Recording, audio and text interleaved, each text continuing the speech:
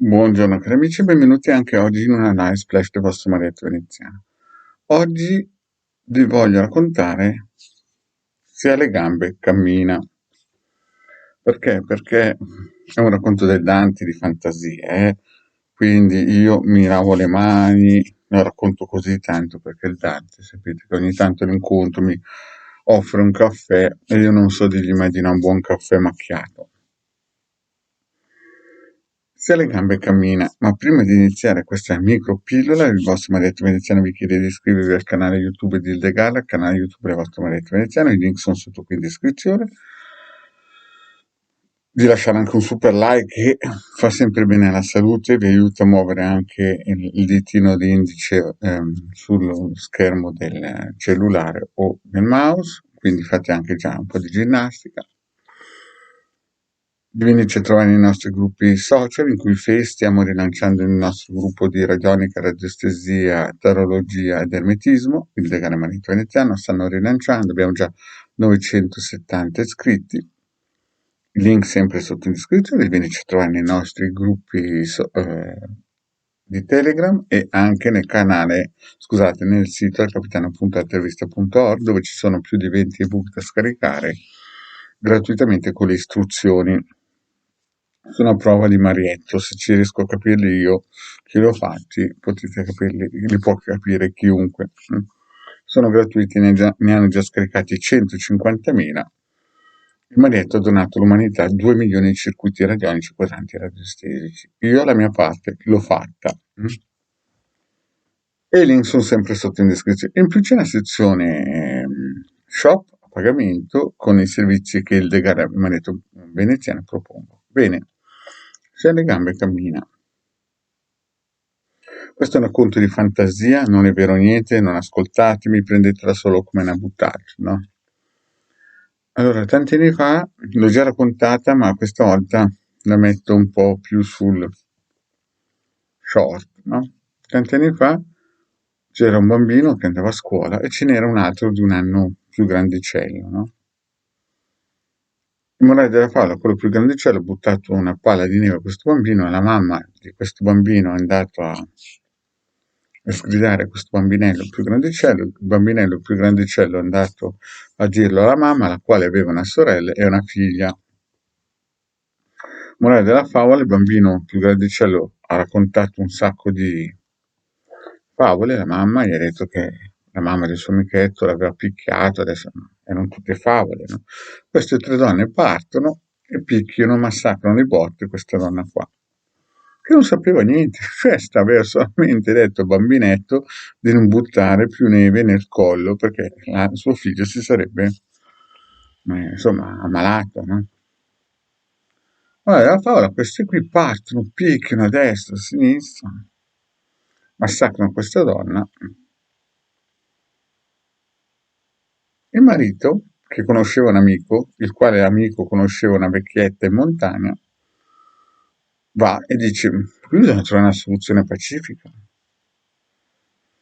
E una vecchietta in montagna, sapete quelle vecchiette con l'olio, l'acqua, che buttano giù le goccette? Ha fatto 400 km di distanza, non ha preso nessun tipo di avvocato. Perché dice, inutile, queste qui sono in tre, chissà cosa possono raccontare. Poi in paese avevano già avuto vicissitudini, no? Queste qua. C'era la mamma di questo bambinetto, la sorella e la figlia di una di queste due, che erano tre colossi in confronto a questa signora qua, no? Morale della favola, cosa succede? Il marito va su in montagna in estate, finita la scuola, va a cercare questa, tramite conoscenze dell'amico dell'amico dell'amico, va a trovare questa signora e gli presenta la pratica, no?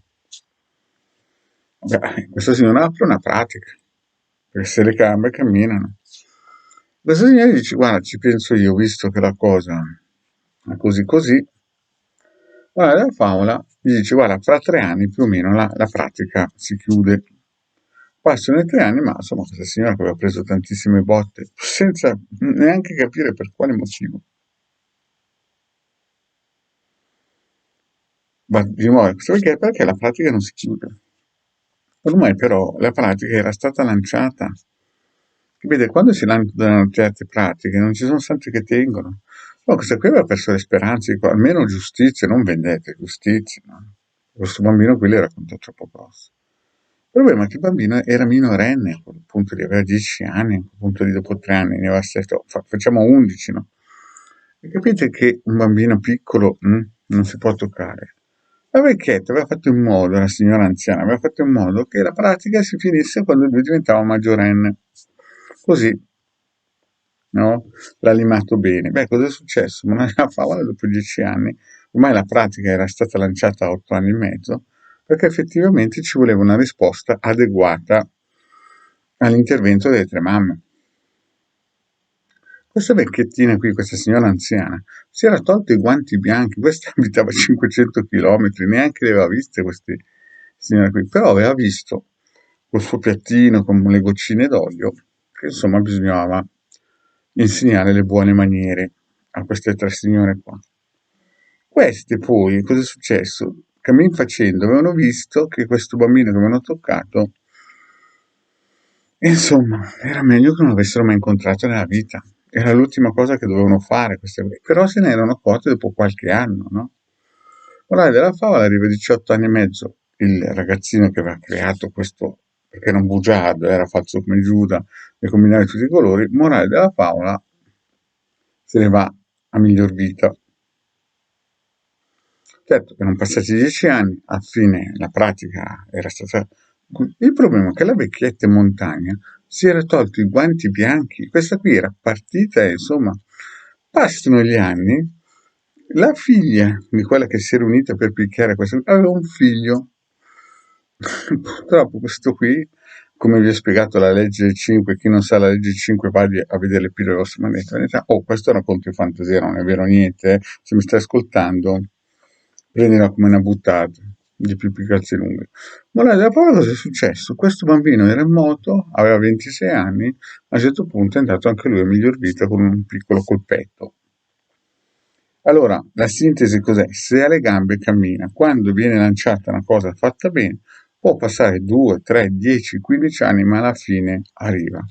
Quindi queste tre signore, quel giorno lì, che sono andate a picchiare questa donna, se facevano la calzetta quel giorno lì, era meglio. Così e le altre, queste tre, non sono state toccate, sono state lasciate in piedi per dare l'esempio agli altri. Così il prossimo che si alza capisce bene come va a finire la storia. Bene, cari amici, se le gambe cammina. Alla prossima, ciao.